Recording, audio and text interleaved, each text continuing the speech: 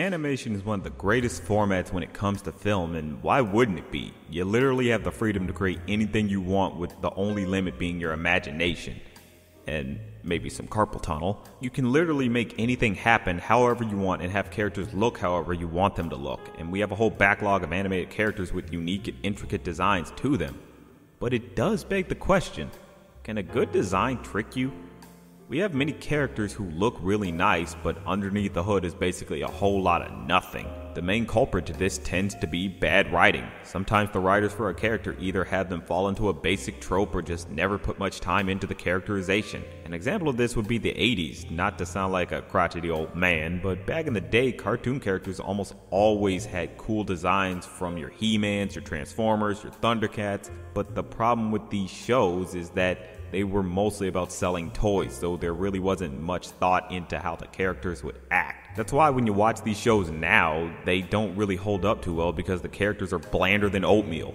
Now, the good thing about these designs is that they were interesting enough for future writers to take them and put actual thought into their personalities.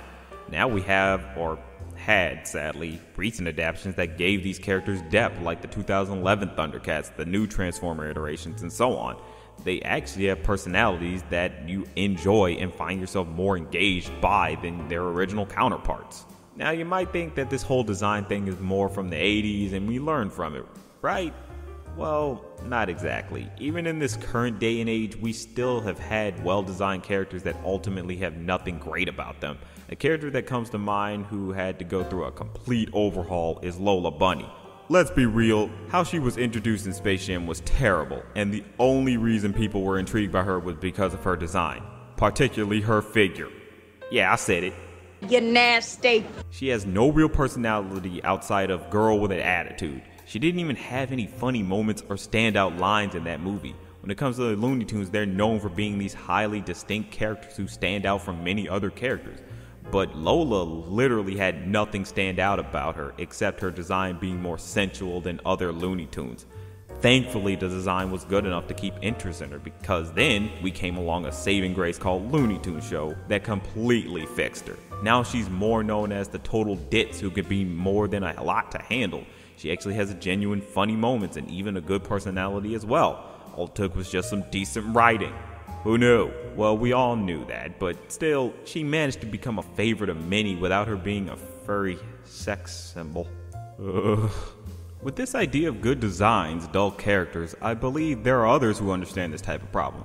Yo, Joe, you have any words you can share on this? You know, funny enough, and totally coincidentally, I have plenty to say. Totally wasn't standing over here with a script and, waiting for my cue. Just read your lines.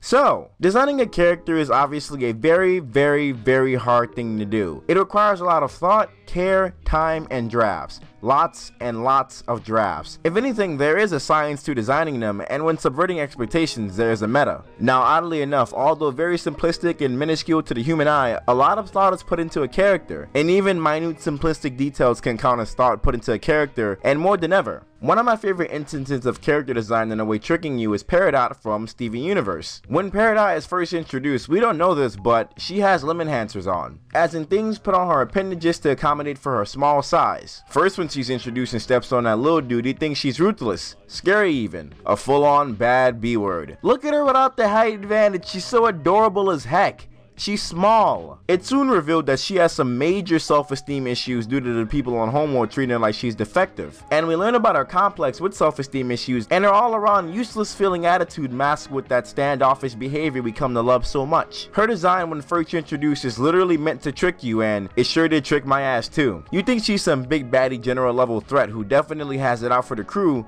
and who definitely would not be a crystal gem. But she's a crystal gem. And actually, she is an absolute bean. A very adorable bean. She's like a Dorito person. It's part of her character growth, and it's a pretty smart use of subverting expectations. Some people don't even bat an eye, but character designs like this are meant to trick you and pull you in and then bam, hit you with the bait and switch. See, some niggas really don't understand the complexity of a character design and what it can do to you. Some don't understand what it can do for the characters as well. It's not that it's their fault, but you definitely need to give props where props is due. Character designs are meant to give you a first impression, and sometimes that first impression is not exactly what the long-lasting impression of the character will be. So at the end of the day, got him, or something like that. I don't know. Thank you, man, for having me on. I really appreciate it.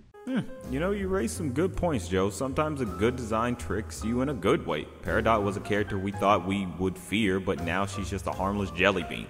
That even made her into one of my favorite characters from Steven Universe. Just her being this such intimidating character at first, but then being shown to just be such a small, kind of insecure little bean. I love her, and I honestly like that the way they handled her with her design, and even her personality too. And that's just something you really gotta appreciate the most about a well-made design character as well as a proper characterization. Sadly, many others don't fall into that good trickery category. Many modern-day designs are still pretty weak in their executions. A very notable one that I've recently realized is Lincoln Loud. Look, I know people love him as a character, but it needs to be said. Lincoln is more of a concept than he is a character. He's more of a device for the audience to witness the world around him. His design helps draw attention with the fact that he's an 11-year-old kid with white hair, but he falls more in the vein of Mumble from Happy Feet or Mad Max. He's just a suit. He has a personality, but it's nothing really that special other than boy. He plays video games, he reads comics, he likes some gross stuff and all that jazz, and that's ultimately where the interesting thing about him stops. You might argue he does nice things for his sisters, and that kind of makes him interesting on that alone, but that really doesn't amount to anything interesting or even much of a strong character. That's just a character being nice, and that's it. There's a big reason why the fandom treats him as basically a suit to imagine themselves in, because they want to basically get with the sisters. Yeah, I said it. Let's be real, most people want to be him because they want to be the one that gets all the girls. Even though they're his sisters and underage. You fucking people.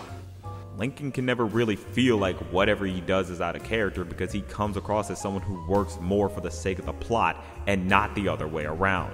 Most of his decisions felt like something meant for plot convenience or a cheap joke. Don't get me wrong, suit characters have their place in fiction, but usually in fantasy, not a slice of life series where the only outlandish thing about the premise is a big family.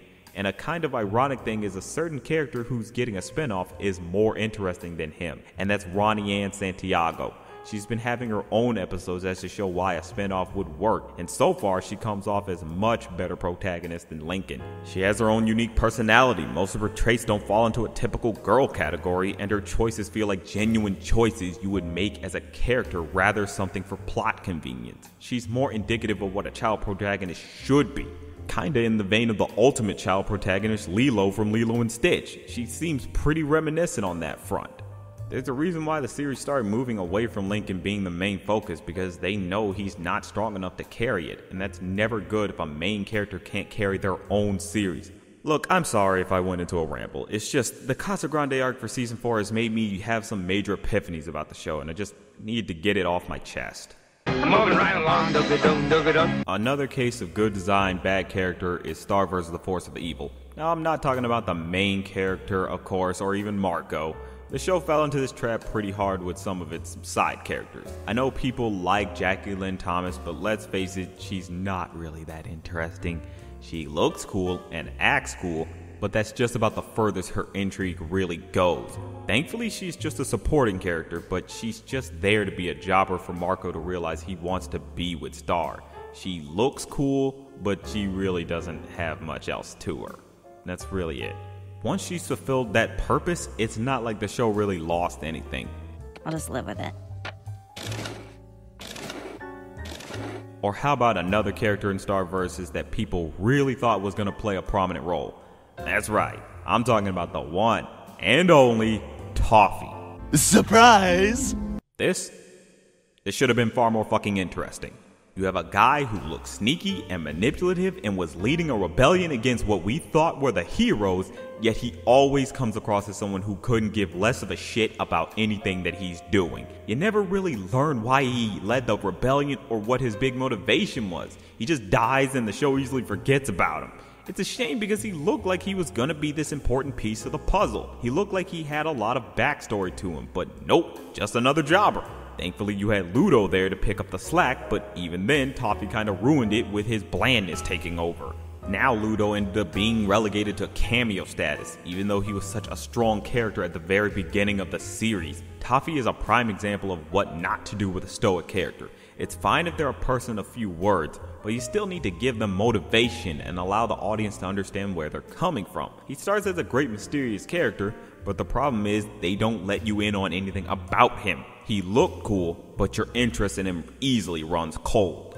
You were cold as ice. When it comes to design, it is important to make sure the character looks memorable and has a memorable personality and motivations. Characters like the Marvel and DC superheroes, Mickey Mouse and the gang, the Looney Tunes would stand the test of time because they're recognizable not just through their design, but through their characterizations as well. Many modern day characters work in the same vein, like Finn and Jake, Dipper and Mabel in the gang, Steven Universe in the gang, Phineas and Ferb in the gang, Pin-Zero in them, Craig of the Creek, OKKO, and so much more in modern cartoons. These characters stick with us not because we want to be them, but rather because we want to enjoy their company. We see parts of ourselves in them, but ultimately we know they are still their own individual characters through and through. Not someone we're supposed to imagine ourselves in their place. At the end of the day, a good personality will stand much stronger than looks. But that's just a thought.